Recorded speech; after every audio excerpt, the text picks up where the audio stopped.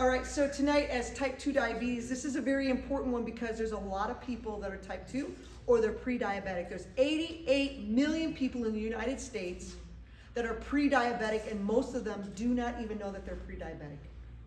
That's 1 in 3 people. 1 in 3 people are pre-diabetic. And we have like 1 out of 10 are type 2 diabetic. And if they don't do anything that are pre-diabetic, those 88 million, if they don't do anything for 5 years because they don't know, they will become a full-blown type 2 diabetes. So you can see the urgency of being able to know your numbers, to know what your glucose levels are, know what a little bit about it, how does it work, and why is it happening. And a lot of times it's because of, well, my mother was a diabetic and her mother was a diabetic, and you see how that goes.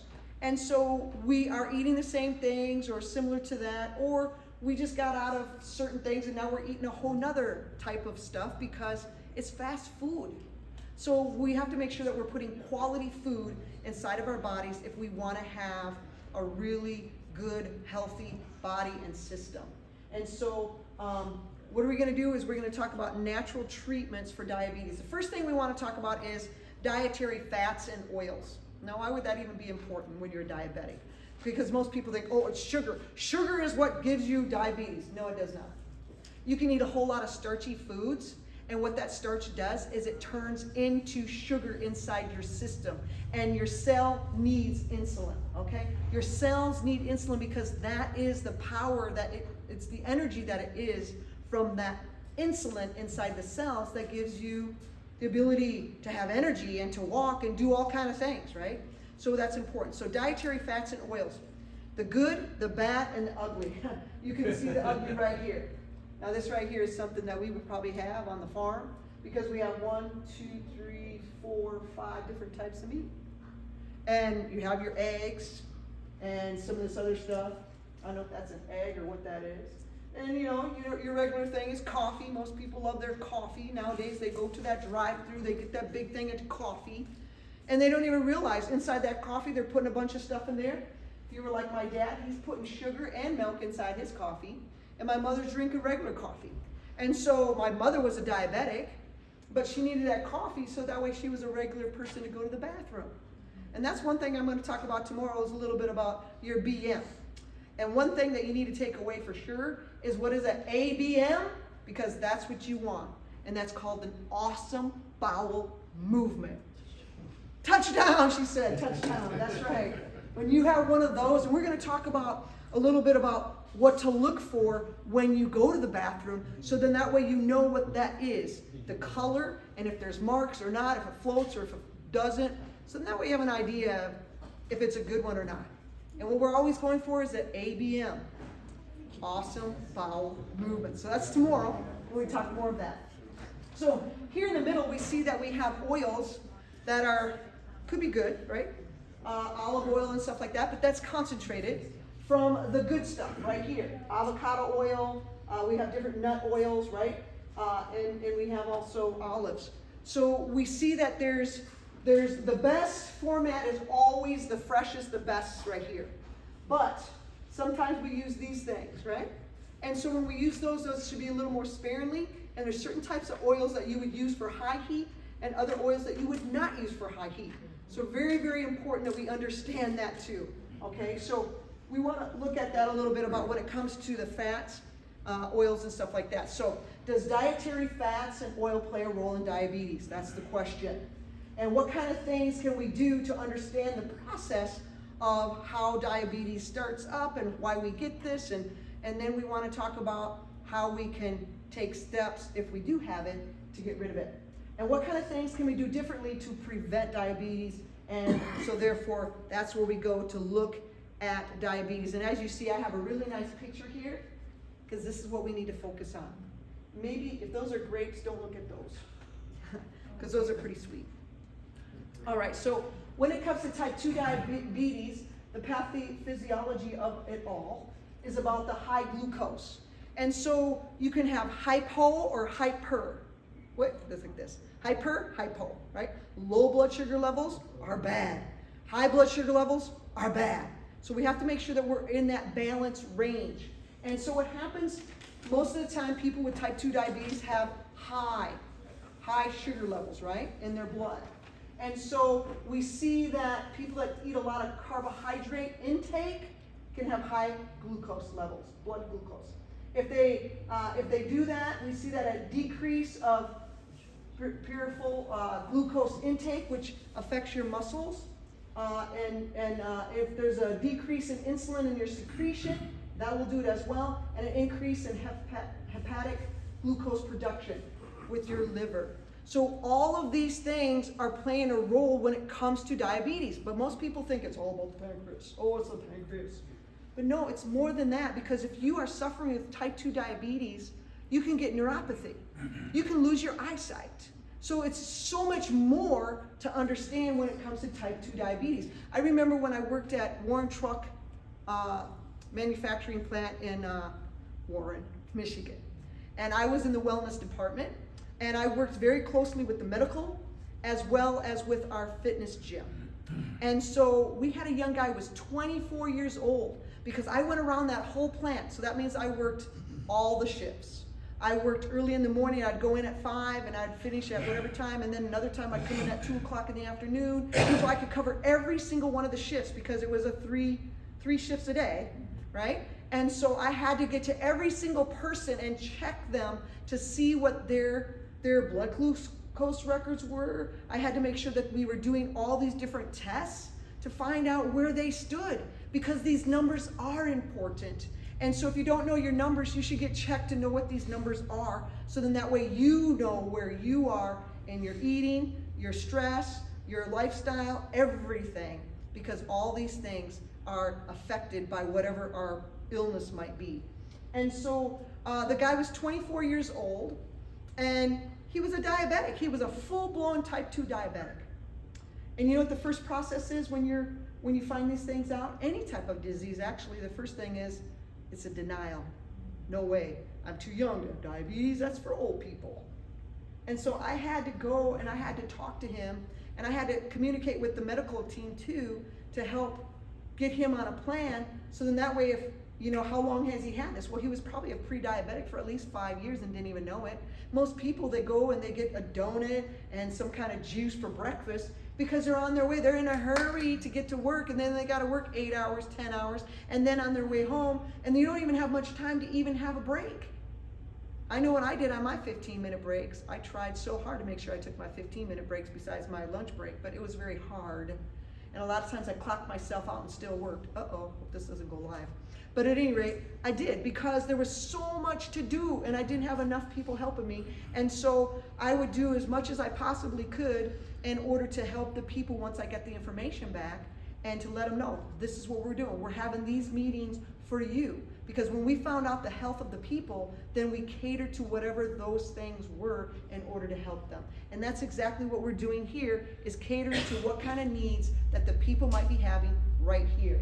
So, diagnosis, what to look for? Prediabetes.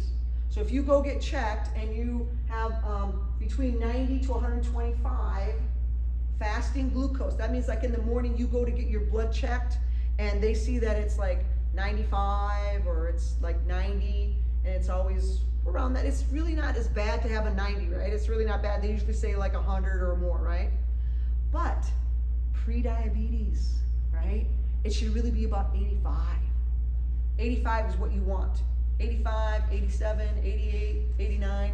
Try to be below 90.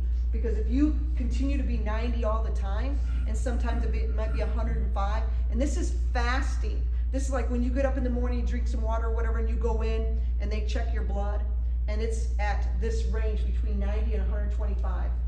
It should be like a little yellow flag saying, okay, I need to maybe look at my diet, check my lifestyle, check my life, and see where I might be out of whack, right?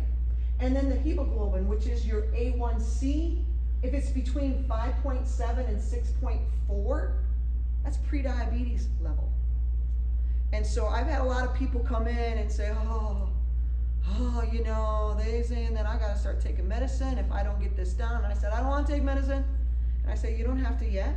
Let's take an evaluation of what's going on in your life. And then we go from there. And then I say, well, what is the results that you want? And I always work back from that results so that way we know the steps to take in order to get to that result. I've done that forever, and that's called functional medicine. I was doing functional medicine before functional medicine was called functional medicine, okay? Because to me, it's always, how do I get to the result that I want? How do I do that?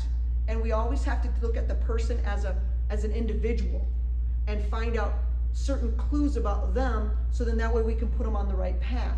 That's why I have an MBA in strategic management, because I'm managing people strategically in their health, not just in some kind of a business thing of an office or a big, huge organization. It's way more than that, because when I think of things and I hear certain things, I try to put it in my head of like, what does that look like to me? If I'm in the healthcare field, I'm looking at it a little bit different in those strategies, but there's still strategies in order to get where you want to go, and you're managing those strategies to the point where you're going to get the results. And it's the same thing you do for a healthy business. So it's all the same. The other thing is an oral glucose tolerance test, and that should be between 140 to 199. And when it's at that level, again, pre-diabetes. So if you have this for a period of time, after about 5 years, that's when you'll probably go into a full-blown type 2, which you don't want. So what is the diabetes? How do you know if you have diabetes? Well, your fasting glucose is going to be greater than 126. So if it's less than 126, that's good. And everybody that's a diabetic gets a little meter, and they check their blood every day or every so many days, right? And if it's always a 126 and they're still taking medicine, that's not a good thing, okay? The A1C is great, is 6.5 or higher. And so that too also lets you know that over a 3-month period of time that your blood sugar levels have stayed high during that whole period of time. So that's why you do the A1C, because it tests for those 3 months. Now I had a friend that came into Country Life where I was working, and she had gotten the vaccination. This was during the time of COVID. She got her vaccination shot so she could go back to Jamaica. And so when she went there, she ate a lot of mango. And she was just like feasting on mangoes and everything. And she came back and she had to go for her regular checkup. And guess what the doctor said? You are a diabetic and you have cancer. Oh, she got scared and she says, oh, I'm gonna go see my doctor. So she come and she saw me, and I said, look, you don't have that. You don't have either one of those. You were just in Jamaica, but you know those shots that we were getting, or I didn't get, but people that were getting the shots, that's messing up a lot of stuff. And so you had just gotten that, plus you went over there and you had that. So these things, these tests are gonna be out of whack, and it's not gonna be right. So I gave her some stuff and I said, you take this. And all of you are saying, what did she take? What did she get? It was called berberine with turmeric or curcumin in it. And I said, you take this for 1 month. And you take that and you tell the doctor you'll come back in 1 month to get a test all over again. She went back, and what do you think happened? No cancer, no diabetes. You see, so we have to know our patients. For doctors, we have to know our patients. If we don't know them, then we're not gonna do justice for them. And so I reassured her, I said, it's gonna be all right, and it was. So we have to make sure that we're looking at the whole picture, because if we have one little piece that's out, then that's gonna be a problem. Now, when I converted this was on a white slide, and when I converted it into these slides, they're all black. So over here, I don't know if you can see it, but this is a good healthy cell. It has a lot of these, which are the receptors. And when you have good receptors all around that cell, that means it's a healthy cell. That means that when you put nutrients and oxygen into that cell, that it's gonna use it up and the waste is gonna come out. It's properly functioning, it's doing great. But when we start not having waste come out like it should and oxygen and nutrient not going in properly, then we have a dysfunction of a cell. And the red part here is, you can see that it's starting to develop some inflammation inside this cell. And not only that, we only see not too many of these. That means they're blunted or broken, and that the receptors are not able to really function properly to get the nutrients in, to get the oxygen in, get the insulin in, and so there's a problem. So then, if you don't do anything, we're having dysfunction. What happens next is we get the disease. So we have even more inflammation in the cell, and we barely have any of these receptors. And so therefore the insulin cannot even get in. So it's kind of like going to your own house, and you're trying to put the key in the door, and you can't even open it. It's not even unlocking. So that's what happens with the insulin. It's trying to get in. It's got the key, but it's not letting them in. The door is not opening. So basically when it's inflamed like that, it's like, I can't hear anything. I don't hear the knock. I don't hear anything at the door. I'm to the point where I'm deaf. So that's what happens to the cell in this state of disease, that it's not hearing for you to knock to get in the door. It's not hearing you to make sure that you got the right key to get in. And so this insulin is not getting in the cell, and so now you're having problems. So that insulin now has to go into the bloodstream, and that's why our blood glucose levels go up. Simple, isn't it? I like explaining things so simple anybody can understand it. So this is actually what's taking place. So my business, my online clinic, what I do is I test people. So I find out what exactly is happening in their case, that they're having so much inflammation that's in the cell. And so then I figure that out. And then as we get rid of whatever that is, we start seeing that, okay, it's getting a little better. So it's functioning a little bit, but it's still dysfunctional. And then as we clear all that out, it gets back to healthy. And that's the thing it should be, because if your cells are not well, that means you're not well. So we have to make sure the cell, we're looking at the cell so we can be well.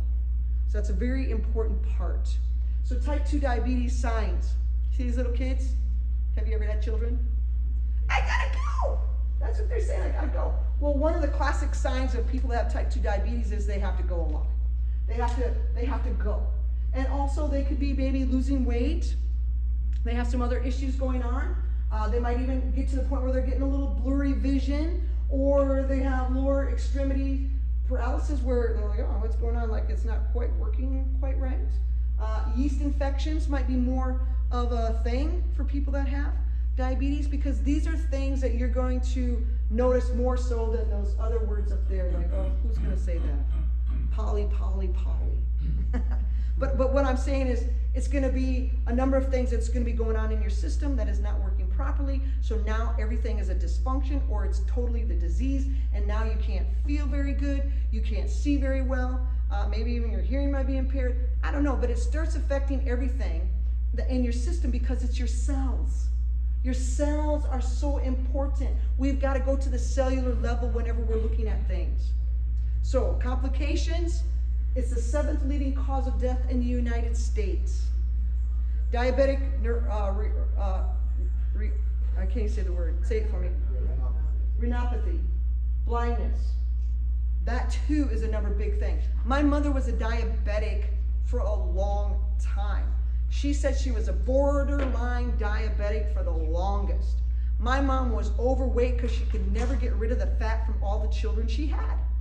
I know my mom when I was a kid, and you know the best times I had with my mom is when we went on walks. She kind of got me into exercise. And then I got into sports. But even at that, having that time to walk with my mom in the mornings, afternoons, and then we would do, who's the crazy guy with the curly hair? You know him? Yeah, Simmons. What's his name? Richard Simmons. Oh yeah, my mother had Richard Simmons. So we'd be in there doing these little things, you know, doing these exercises and stuff. Those were fun times because I was just a kid. And my mom was trying to lose weight, and I think she was having a hard time at one time, and she said, honey, you still gonna love me if I'm really skinny? I said, Mommy, I'm gonna love you always, because you're my mom. Because when I was a little kid, I couldn't quite get my arms all the way around her, and I couldn't wait to touch, right? But as you get bigger, you get longer arms, right? But anyway, my mother started going a little blind too. And so kidney damage is another thing that happens, and a lot of people have to go on dialysis. So we're seeing that when you become a diabetic, it's not a good road to take. And so the sooner you can get off that road going into danger and to disease and sickness, and you don't do anything, you don't correct anything, it starts to really get worse and worse and worse. I don't know about you, but I don't want that. And there's so many good foods that we can eat that are tasty, so why don't we trump on that card, right? And I've had people that I worked with that have dialysis and get them off. 9 years on dialysis and they're off. And then another friend that they went to school with, really? You were doing that for 9 years? Well, I was just diagnosed with kidney disease and they want me to go on dialysis. Who did you go to? And the girl told her and gave her my number. Next thing I know, I'm coming home from prayer meeting and I get this call. I'm like, I want to think she's in Carolina. Well, anyway, I get this call and I talk to her, I don't know, 45 minutes or so. And I said, look, let's just have a Zoom call so I can see you in person. I mean, on Zoom or whatever, and we can talk a little bit more there. And just gave her some tippers on what she needed to do. And let me tell you, she never had dialysis because her friend got off of dialysis. And I've had other people that have gotten on dialysis and in 3 weeks we got them off. So we just have to know what to do naturally in order to do that. And I'm telling you, God is working with us. He is there because he is the great physician. He's my boss. I go to the great physician because he is the one that can do all things. I'm just one of his workers. Neuropathy is another big one. This is huge. You have pain and numbness and tingling and, you can get injuries. There was a guy that I worked with. I'm just really upset about what happened there. He was so sad because it ran in his family. His dad had to get his leg cut off. His brother got his leg cut off, from the knee down and all of that. And he just didn't want to do it, but he was bad. He had diabetes bad too. And so he, when you don't feel anything, he kind of hits the side of his foot, big gash, big sore, big everything. And the only way I know that is because a girl was at this church and the guy was talking about his brother and said, please pray for him. And she said, called me up and says, can we make a doctor's appointment today and go by and see somebody and maybe give him a treatment? I said, sure, okay, we can do that. So we went in the afternoon. I checked out everything, gave him some treatments, and every time I do this one treatment, especially for neuropathy, I don't know what it is. They must all know the same dance. They get up because they're feeling good and they do this little jig, they just a little, oh yeah. And they got a happy face. It's not a frown anymore. They're happy as can be. They're like, man, I can feel my feet. And they get excited. And I get excited because we're seeing a change. But he had told the doctor, no for the surgery. And we come in and we're healing him. And then I had another friend that's a surgeon. And I had her come to see everything and see what she thought because I thought it was pretty good. And she thought it was really good. She was amazed to see how well it was doing. And so then the next thing you know, the doctor hadn't did any extra tests or anything. And he said, oh, you need to come to the hospital on this date. You need to come in. And little behold, before you know it, what do you think they did? They cut his foot off. They gave him the medication, put him in, cut his foot off. And he's telling the nurse, he goes, I don't want my foot cut off. And she says, honey, it's too late. We already did it. You did? I thought they were going to take some tests. Like I thought that's what they were doing was taking tests and making sure my blood was good. So when I got in there and I came up there, I said, what? What? You mean he didn't even do any extra tests before he did the surgery? That you could walk? You were not even walking with a walker thing anymore? Didn't he see how well you were doing? And he goes, no, but he does want to talk to you because maybe you can help a lot of these people. But I'm like, no, he don't really want to talk to me because he's a surgeon. Surgeons make money when they do surgery. Isn't that right? Well, they can make money doing consultation too. But I don't know, they wanted me to come in and kind of train some of the people and talk to some of his people so then that way they wouldn't have to go through surgery. But at any rate, I was a little upset by that. And I had another guy that was in the hospital and I don't know, there's this one guy that just thinks I'm the guru doctor. And he thinks that, I can solve anything because I helped his father, I helped his grandmother, and I helped a bunch of his family members and his friends and all of that. And you know what? He always gave me hard cases. And I'm like, it doesn't matter because every case that's going to be done is going to be done by God. Because I don't know. I can go to all schooling that I want to, but I don't know because God might have another plan. God has the master plan. So I got to stick with God. I got to stick with God. So anyway, there was another guy. And he was in the hospital getting ready to get his foot cut off. And he's like, no, I don't want to cut off. No, I don't want to cut off. So his friend's talking to him and says, oh, you got to talk to Dr. Joel. Because when you talk to Dr. Julie, she'll be able to know what to do. So next thing I know, I get a call from the guy, and he goes, can we do a 3-way? Because my friend's in the hospital, they want to cut his foot off. And I said, okay. So I'm talking to the guy, and he says, can you just tell me what to do? How do I what? And I said, look, I have no idea what it looks like. You got to tell them that you're going to see another doctor for a second opinion or a third opinion or whatever opinion you're on right now, and you get out of there. You get out of there, and I'll make you come see me tomorrow. So we did. Now you have to understand, my office was up steps. You had to go up a few steps to get into the building, and then you had to go up like maybe 50 to 60 steps to go up to where I do all my work. So he's having a little hard time because, you know, he can't really walk too well because he has neuropathy. He can't really feel his foot too well. He gets up there, and I'm like, did you wrap this? Oh, no, they said I'm going to get gangrene and all this, and that's why they got to cut it off. And I said, who cleaned your foot? Well, they did at the hospital. And I said, no, they didn't. This is why you're going to get gangrene. I was a little furious to find out that they really didn't do a very good job because it stunk bad and it didn't look good. And you know what? I didn't have very much stuff. And you know what I used? Aloe vera. All I had was aloe vera gel. I didn't have anything else because I wasn't expecting to do some kind of wound cleaning or anything like that. So I put a bunch of aloe vera on there and I cleaned it a little bit. And then I took that off, and then I put a bag on there, and then I put my lights on there, gave him 40-minute treatment. When we were done, I wrapped it. I put a little more aloe vera on there, and I wrapped it with a Band-Aid or something. And then I put on a sock, and he's wiggling his toes, and he's got the smile on his face, and he said, you know, once you put my shoe on, can I stand up? And I said, go right ahead. And what do you think he did? The little jig. They do it every time because they get this smile on their face because they can feel their foot because they haven't felt it for how long, right?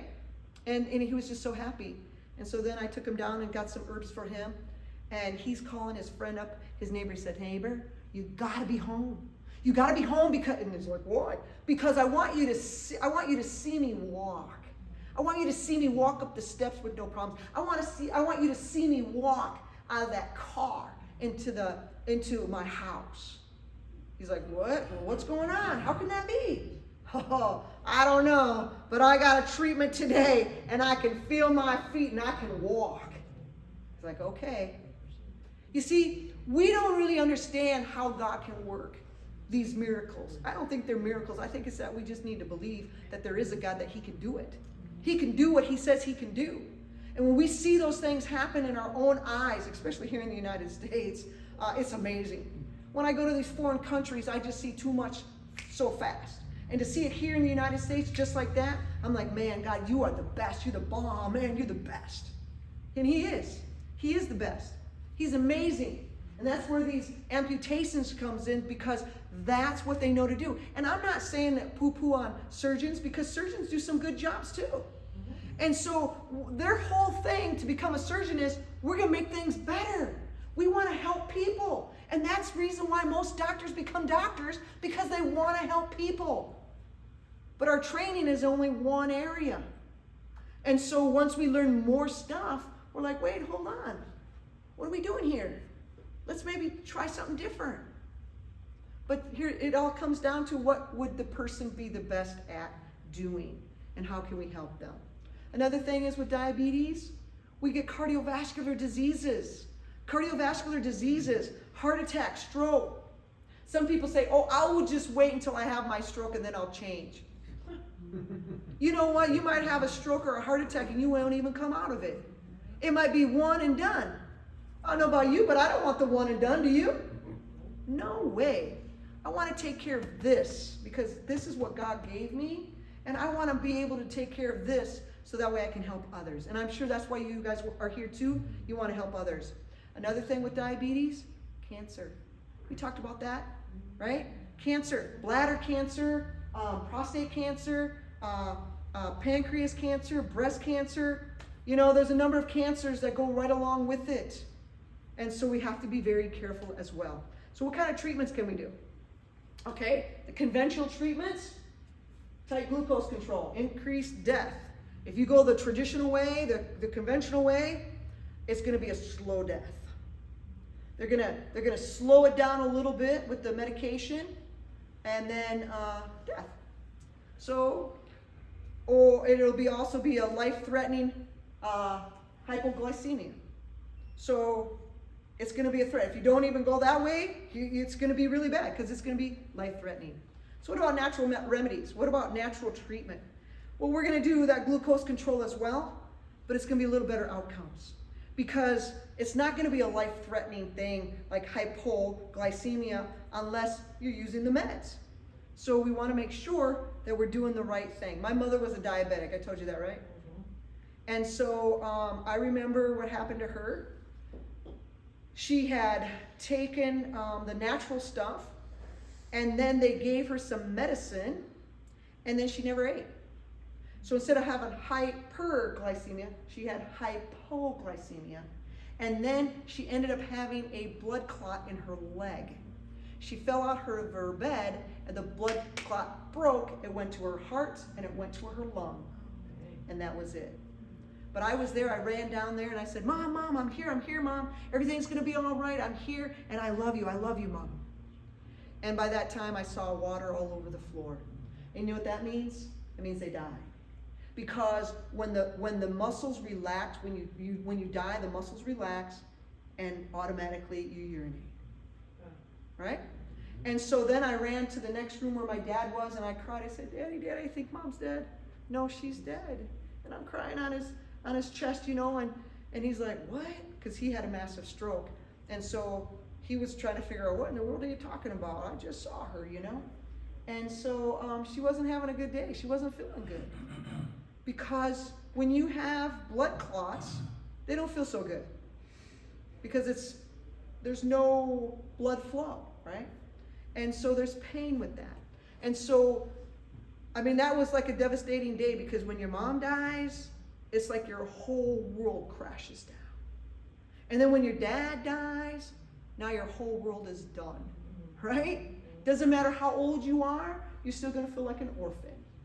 So we have to experience life and death, and that's why I say that we need to live life to the fullest every single day. And how do we do that when we're sick? We just keep praising God anyway. Because when we praise God, our mind is off of the problem and our mind goes to Him because we need to praise Him always anyway. Because He's the only one that really truly knows what we're going through. So what can we do? It should be play to be healthy and stay healthy. How about plan to be healthy and stay healthy? And the next slides, we're going to be looking at ways you can prevent and reverse diabetes. So the number one way is drinking water. How much water should we drink every day? 1 ounce of water for every 2 pounds of weight. I like to say to people, if you weigh 100 pounds, times that by 0.55. And that's how much water you should get. Most people, if they weigh 200 pounds, they should get about a gallon of water a day. A gallon of water. I like to say now, just times it by 0.6. Because you know what? Most people that I find is what do you call it when they don't, they're lacking water. They're dehydrated, right? So most people that I find are dehydrated, and so they have a problem anyway. And so we need to rehydrate the system. We got to make sure we're putting the oil, like in your car, you got to make sure you got oil and you oil the joints and put the oil in so the motor runs, because if you don't have any oil, what do you think your car's going to do? It ain't going to run. And that's not a good thing. And I know if you're a husband, you make sure your wife's car got oil in it. And you make sure that it has its checkup and everything. Right, guys? You're doing that, right? Yeah, okay. Good guy. Good guys. So the first thing you need to do in the morning is take 2 cups of water as soon as you get up. Just drink those 2 cups down. And then a half an hour before you eat, drink another cup of water about 30 minutes or so before you eat. And then about an hour after meals. I usually say to people about an hour and a half. About an hour and a half, because if you drink water an hour after your meals and you start burping up your food, that means that it's not digesting properly, and maybe you got too much, maybe you're drinking fluids with your meals, which you should not do. You should be able to eat your meals without drinking anything. When I went to Ethiopia, the people were like, well, how are we going to do that? And I said, well, what is the cause of the problem that you have to drink with your meals? No, you're not telling us to do that, are you? And I said, yeah. You got to get rid of the hot pepper. They love hot pepper. Hot, hot, hot, hot. hot. It stings your mouth and it's there for the whole day or two. But they're used to that. And I said, if you don't eat that, you won't have to drink anything. Because if we drink too much water with our meals, what happens is the juices in our stomach, the hydrochloric acid can't work as well because it's less amount of hydrochloric acid. It's not concentrated like it should be in order to break the food down. So if we're drinking the water or anything else, that's putting too much liquid in there and it's causing it to not be able to do its job. So then we start getting problems here. We're going to be talking about those tomorrow. And then avoid other drinks except herbal teas in between your meals, right? Drink your teas in between your meals. Exercise. That's another thing you can do to help prevent all of this. Digestive walks. You know what a digestive walk is? It's where you go for a walk after you eat. After you eat, go for like a 10 to 15 minute walk. It doesn't have to be like a real fast one. Just leisurely, like, oh, wow, look at that. It's a beautiful sunset. Oh, look at the mountains. Oh, they're beautiful. Oh, look at the greenery. Oh, look at the flowers. And you're walking along. And you don't even realize you're walking. And you're doing this because what's happening in your body is it's doing this kind of a thing. And it's helping with that food get digested. Now, if you're running all that, oh, you're going to be like, oh, my stomach hurts. Because it's too aggressive. But a nice little, you know, like when you're putting a baby to sleep, you're not going to shake them like that. You're going to just kind of, little like this, right? That's the same thing, like when you're walking, you know, it's a nice little gentle walk. It's not a fast walk. It's a nice, good walk. So you're actually seeing the beauty of what God has. Cardiovascular daily. Make sure that you're, okay, moderate intensive and cardiovascular daily, work up to an hour. Well, I have these things called TABAS. Have you heard of it? TABAS? Oh, yeah. Those are like really hard. It's like a HIIT. Have you heard of a HIIT? H-I-I-T? Exercise? Like very high intensity stuff?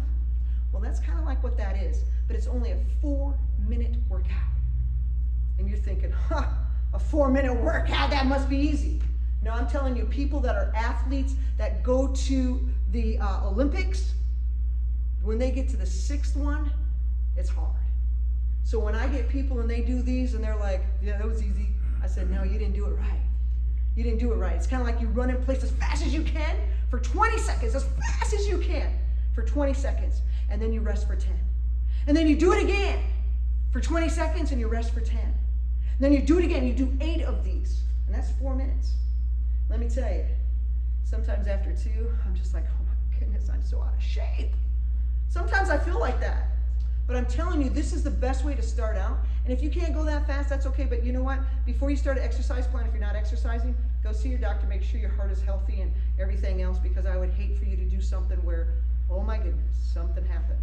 So get a checkup anyway. You should get one so we know what your numbers are. We know how healthy you are, how your heart is doing. And if you have any of these illnesses, now you know what to do. These are some of the things you need to start doing. Eating right, drinking water, all these things, right? So you're going to work your way up to an hour, because you should have 150 hours, is it? 150 hours or minutes, 150 minutes a week of exercise, right? So if you do 30 minutes every day, that's pretty good. But it doesn't have to be so strenuous for the whole 30 minutes, right? So you just have to be active in doing that. But that doesn't necessarily, you have to be active in order to lose weight.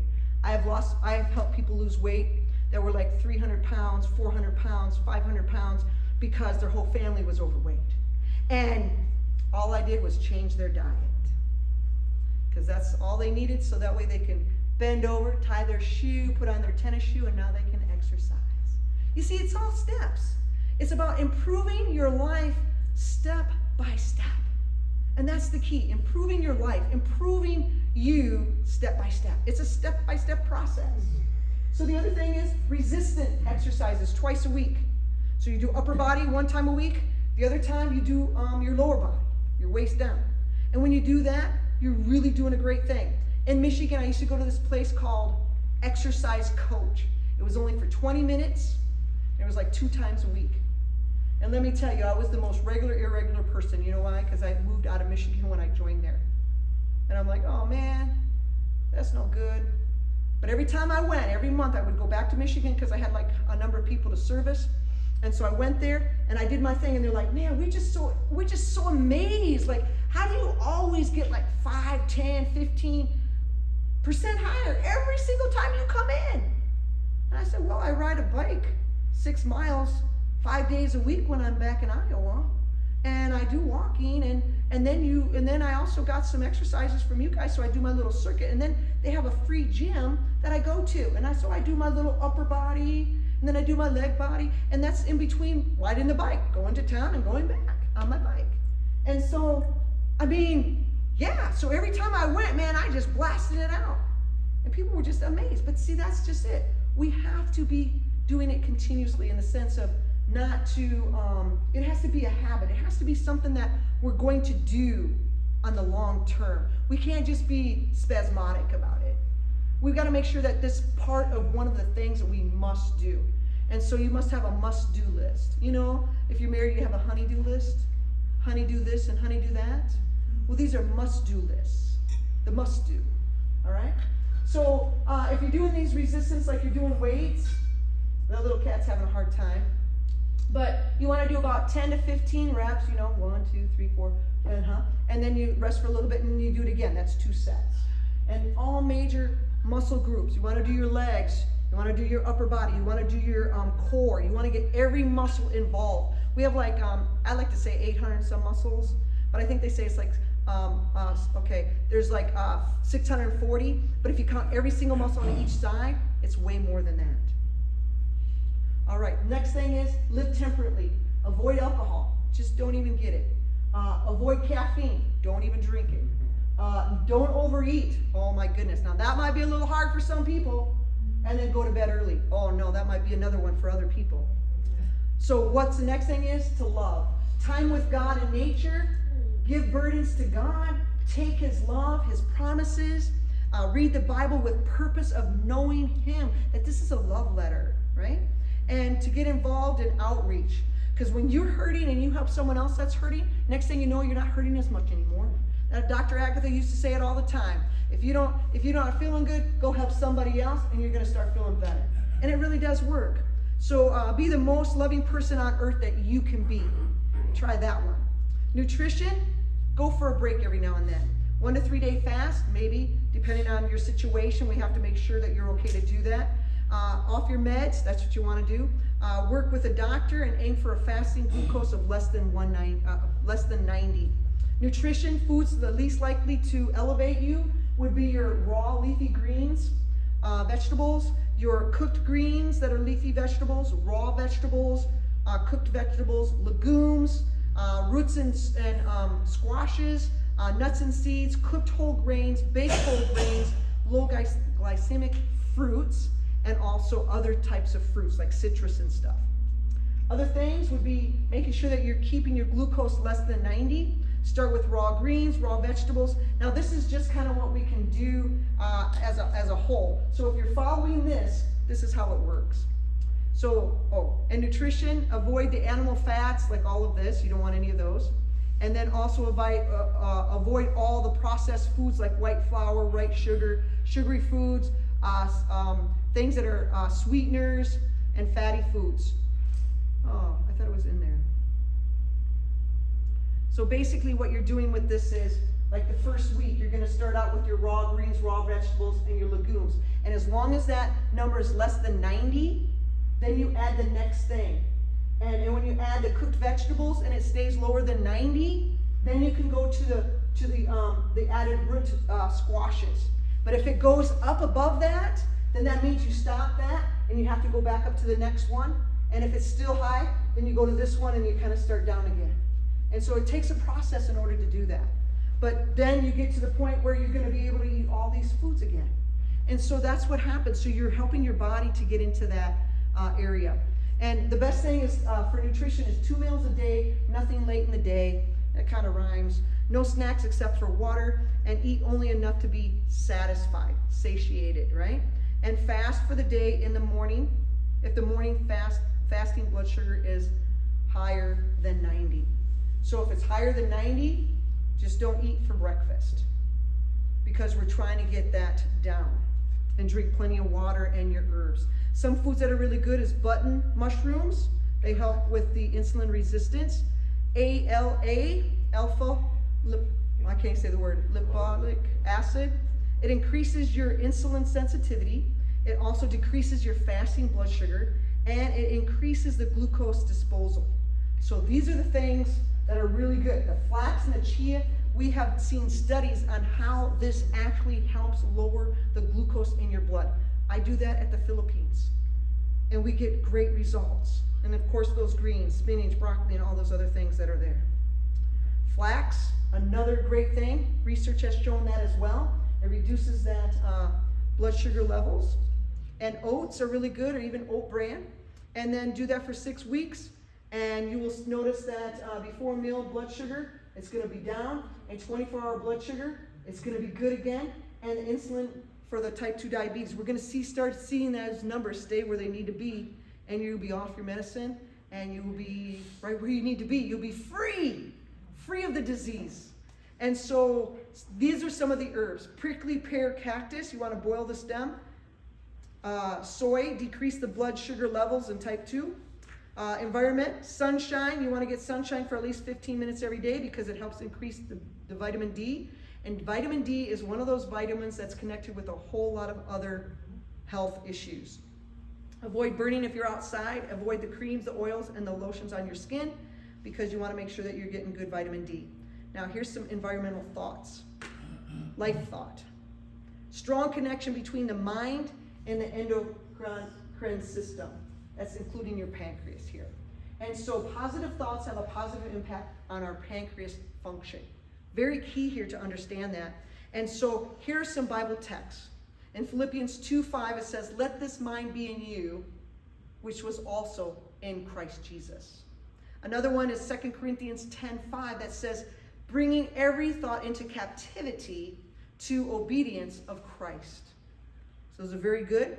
Here's another one, Philippians 4:8. Our minds, our thoughts need to be here. "Finally, brethren, whatsoever things are true, whatsoever things are noble, just, pure, and what's lovely, whatever things are of good report, if there be any virtue, if there be anything that's praiseworthy, meditate on these things." Philippians 4:8. And then in 1 Thessalonians 5:18 it says, "And everything, give thanks." Everything, give thanks. When you get the bad report, give thanks. Praise God, now I know. You see? That ain't so bad to know. "For this is the will of God in Christ Jesus for you." Always give thanks, even if it's a bad report. Because you know what? God's saying, I'm working on you. I'm helping you. So then that way you can have a changed life.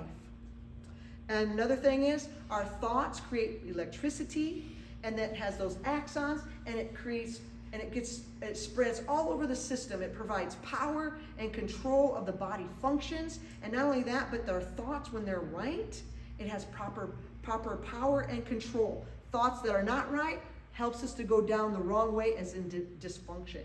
So negative thought patterns, if you have guilt, fear, failure, isolation, bitterness, anger, all of that, that is going to also play a role in a key. We see that if most people, when they think of being overcomers, they try not to think about it. That does not help. You see, we have to fill our minds with something. So in order to be an overcomer, we have to think about something else. We have to think about the powerful promises that God has. Because the principle of the mind is, the mind must be occupied, and it cannot focus on more than one thing, and I've got to stop. So, what I want you to do is make sure that you get a 3x5 card. And I want you to go through and ask yourself, do I have a lot of guilt going on? Do I have a lot of fear going on? Do I have a lot of failure in my life going on? Do I have a lot of isolation going on?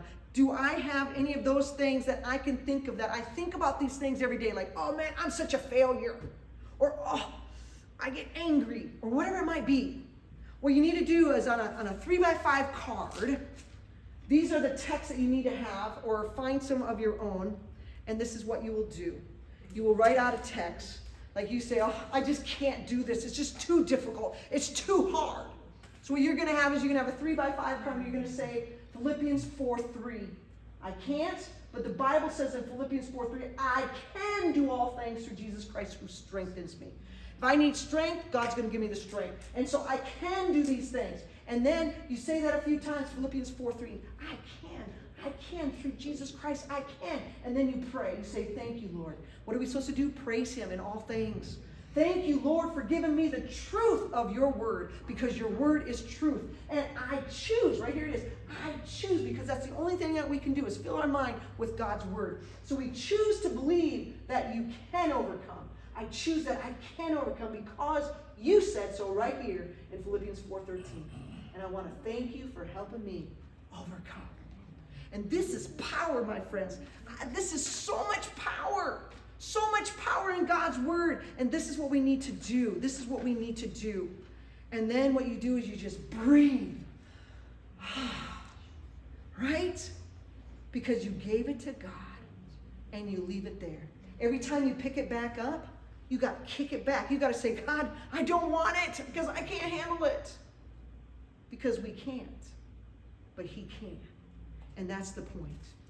And I would do a deep breathing thing, but I think my time is up. And so when you do these breathing things, it's 4, 7, and 9. So you breathe in for 4, you hold it for 7, and then you breathe out for 9. Because the more that you exhale, the more you'll be able to inhale. But you do the 4, 7, 9, and it's really good. Maybe we'll do that tomorrow night as we start out. All right? Getting out in the nature, make sure you're not wearing anything that's too tight. Make sure you're getting 7 to 9 hours of sleep. Young people that are teens should get 9 to 10, and infants should get 11 and 12. When we have sleep deprivation, that affects our whole life. And we also see that if we don't get a sufficient amount of rest as being a diabetic, what happens is our regular time for sleep, even on weekends, should be all the same. And restful bedtime routine, we need to have it. Avoid electronics within 1 hour from your bedtime, and your room should be cool, dark, and quiet, and comfortable. And we know that these are all important. Sometimes you might need to go get a massage. Do something. Take a nice warm bath, not a hot bath, but a warm bath. Use maybe ice behind your neck, because they say if you have a cold pillow, sometimes using that cold pillow, they have like these things that are temperature or whatever, and it kind of helps you, because if your head is a little more cooler, it helps you to sleep. All right? Prayer is great. And if you need some teas because you have a hard time sleeping and you don't have a really bad problem, hops, lavender, and chamomile if you're kind of so-so. If you're a little more, peppermint and skullcap, because that's a little more powerful, and the most powerful one is passion flower and valerian. Be careful not to take too much valerian, because that can also give you headaches. So maybe start out with the hops, lavender, and the chamomile. So I'm leaving you with that. These are the things that you can do. So what you need to do is write down one thing that you learned for tonight that you say, I can do this because the power of Jesus is going to help me, and I'm going to do this change because I know that I need to do that change. Okay? So that way you're taking away a few things that you can add into your life, because we don't want to be a pre-diabetic, because we don't want to be a diabetic. And if we are diabetic, we know some of the things that we can do to get back into the stage where our cells are well. So thank you very much. Yeah. And I hope that you enjoyed tonight's on type 2 diabetes. And I know that you will have success. And if you need anything else, we can always set up an appointment. All right.